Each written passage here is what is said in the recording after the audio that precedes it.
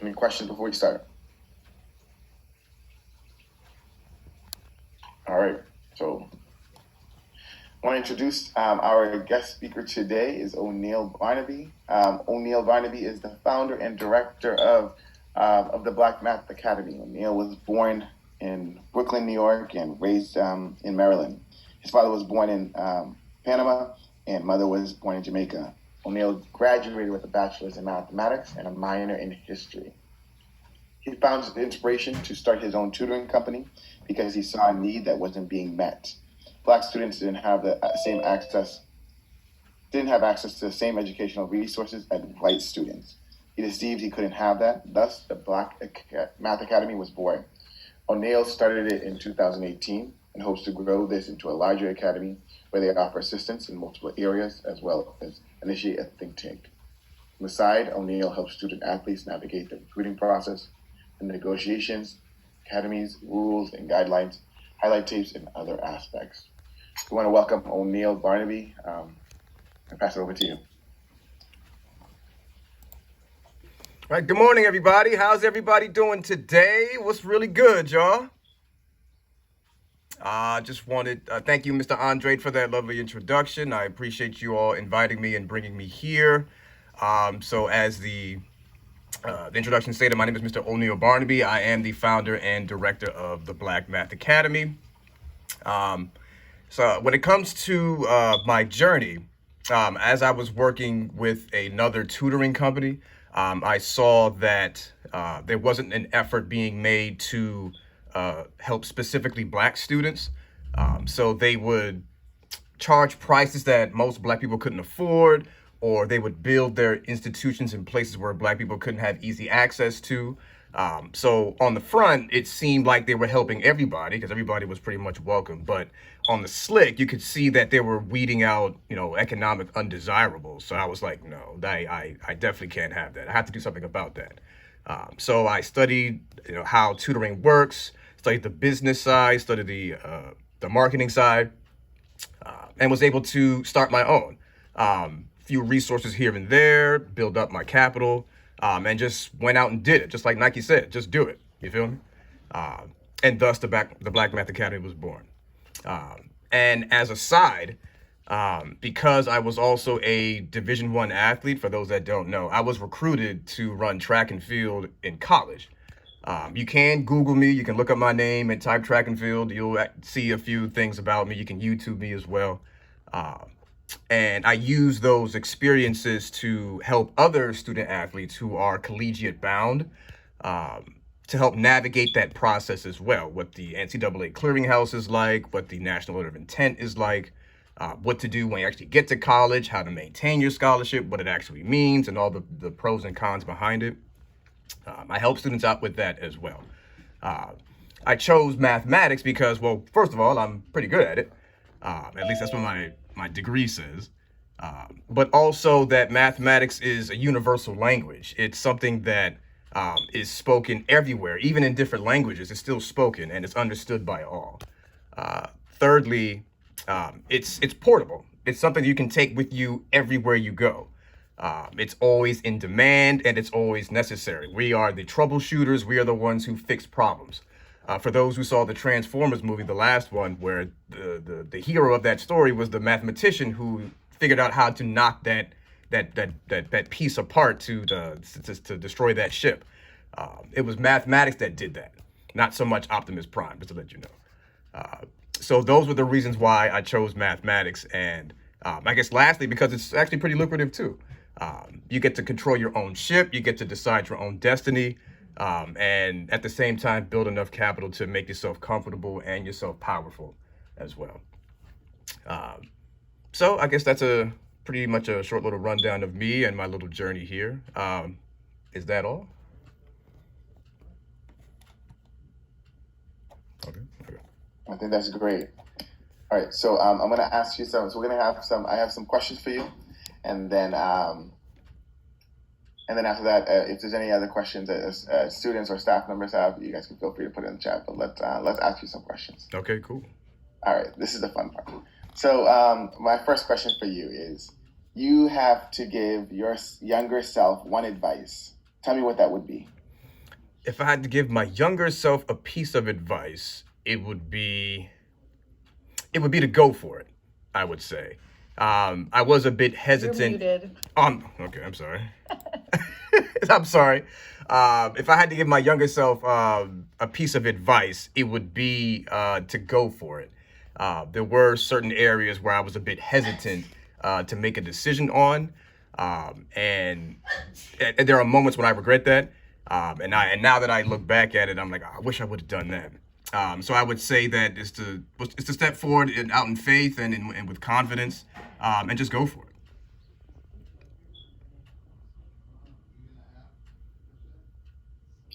Okay.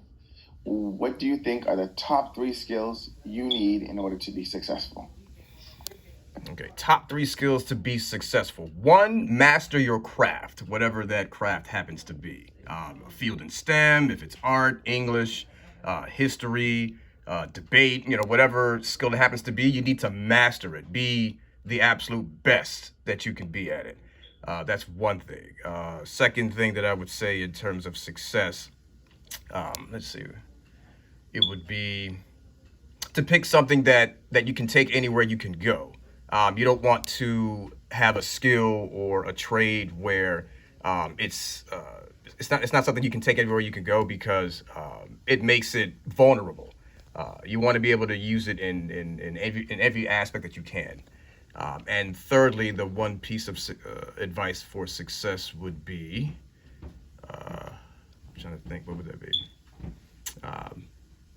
Confidence, I would say. Confidence would be the last thing, because once you have that knowledge, once you have that understanding, once you have that experience, no one can take that away from you. It's there, it's permanent, and it's necessary.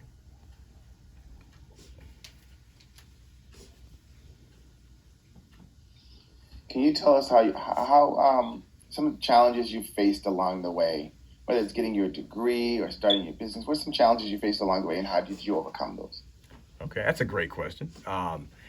One particular challenge that came up from time to time was effectively white supremacy. The name of my company, the Black Math Academy, always turned heads as soon as I came up with that name. I get why do you have to call it black? And are you weeding out other groups of people? And no, I'm not doing that. There are plenty of institutions that white people have access to, but black people don't. So since you're not making an effort to do that, I'm going to do that. And the name just happens to be something that grabs people's attention. So that was one particular challenge. But I did overcome that by, again, mastering the craft and just doing what I needed to do. I learned the game, studied it, went out there and just talked to people and learned from the ground up. I happened to have mentors around me who I could learn from, who had already done these things and was willing to teach me at the same time. But yeah, that was one particular challenge that I would say that came up.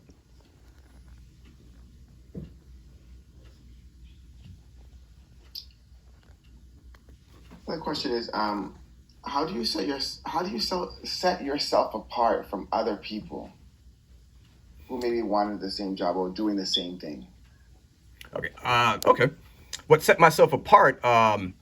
I would say my versatility. I think Miss Ingrid is the one who said that you don't see too many math degrees out there like that. And she's absolutely right.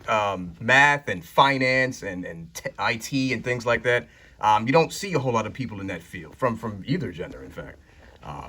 So that's one particular area that set me apart. Two, the obvious one would be that I'm black. That you don't see many black people, men or women, who are in these fields as well. And thirdly, I was an athlete. That combination of student and athlete is something you don't see very often as well. I know people have talked about the whole unintelligent or dumb jock stereotype, but we're here to change that. At least I was here to change that. We do exist, and we can be contributing members of society. We can be leaders. We can be thought leaders. We can produce, multi-million-dollar companies, entrepreneurs, tycoons, even. We are there, And that versatility allows me to navigate the world and speak to anybody and everybody, no matter what background you come from, what language, what socioeconomic position. I'm able to rap with you about anything you want. Just whatever. Question was, how do you advertise your business? Okay. I advertise mainly on social media. So I have a Facebook page, an Instagram page, and a YouTube page.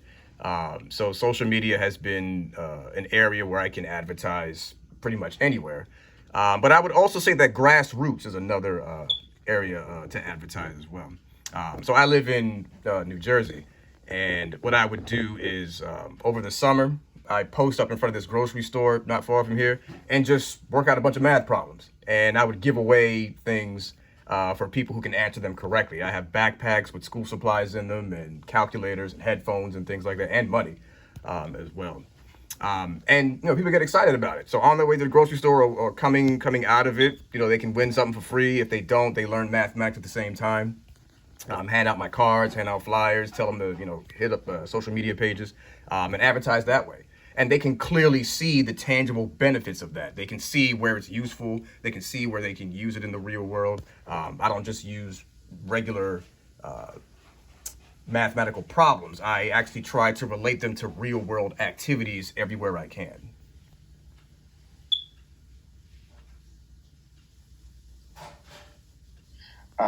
Question is, how do you respond to naysayers? When people tell you no, how do you respond? Yeah, actually, yeah, I can. And I just do it. So, that's one analogy that I've heard about, where you've got a store across the street that tells you can't do it. So what you can do is build your store right across from theirs and just do on your own. What's that movie? Barbershop, where the competing barbershop was across the street. So, okay, may the best man win. And you could see that the old school neighborhood barbershop was the one that people gravitated towards because of its connection to the grassroots, to the foundation, to the soil. All that flash and pizzazz and whatnot really wasn't what the people were looking for. They wanted homegrown, from the neighborhood, from the streets, you're one of us type of mentality. So just do it, go across the street and do it on your own and see what happens. I love that. I love that. That's awesome. All right. And then also have you always loved math? And if you did, have you always been good at math? Okay. Yes. I actually have always loved math. I still have just about all of my report cards from kindergarten to when I graduated college. And consistently, I was always near the top of my classmates when it came to mathematics. So yeah, I've always loved it. My parents always drilled, learning as much as you can and then remembering what you learn at the same time. So mathematics was just one particular niche area that I was good at, but I try to learn about as many subjects as I can. So I try to step up my vocabulary game, step up my history game, step up my technical game, my science game, any game that I have, so that I'm able to, if I'm not a master at it, I can at least be adept to those areas. So again, anybody who I talk to, anybody who's a master in English, a master in history, a master in science, I can actually talk to you and have an intelligent, confident conversation with you, even though you may be the master and I may still be a novice at the same time.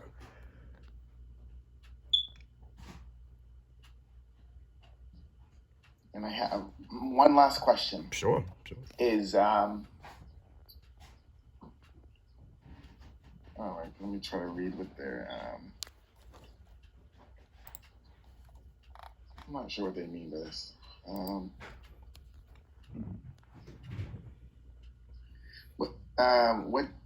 What did you first think? Well, I'm not sure he's saying.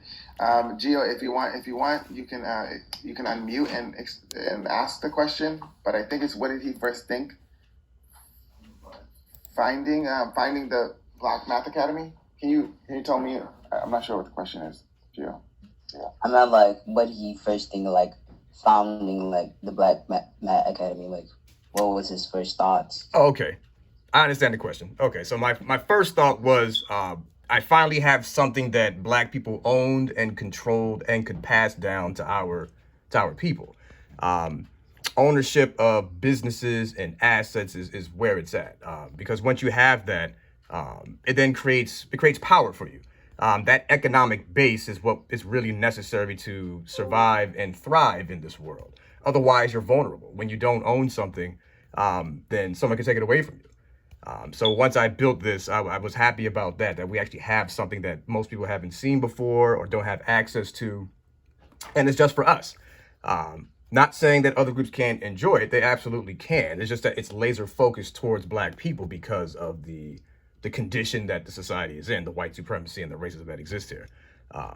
But that was my first thought, that we finally have something that we own, they control, they can pass down. And then my second thought was, okay, now I have to build this. I want to make it as large as any of the other companies that exist that do the same thing, so that we are now competitive. We can't just exist and then that's that. We have to be able to do as well as everyone else and outperform them as well.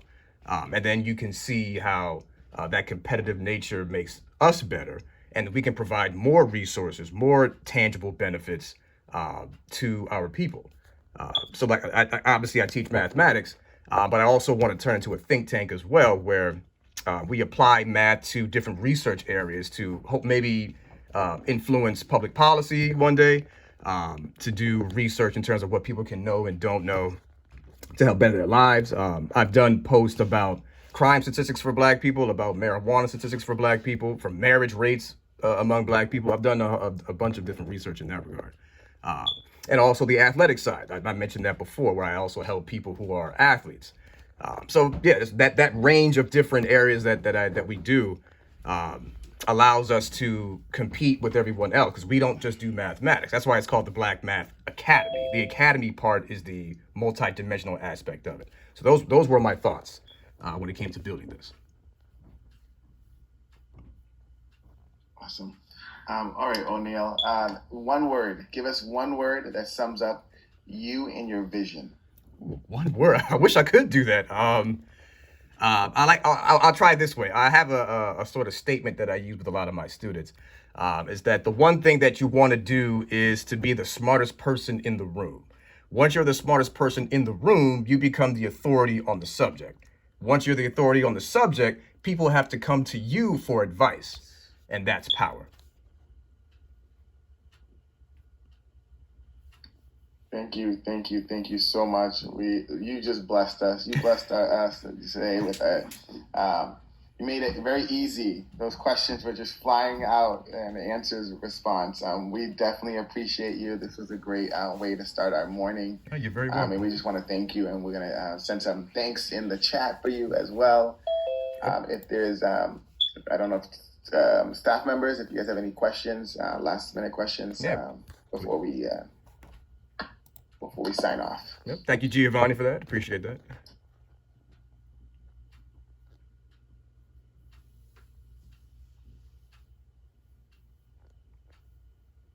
I have a question, but I don't think this is going to apply to everyone.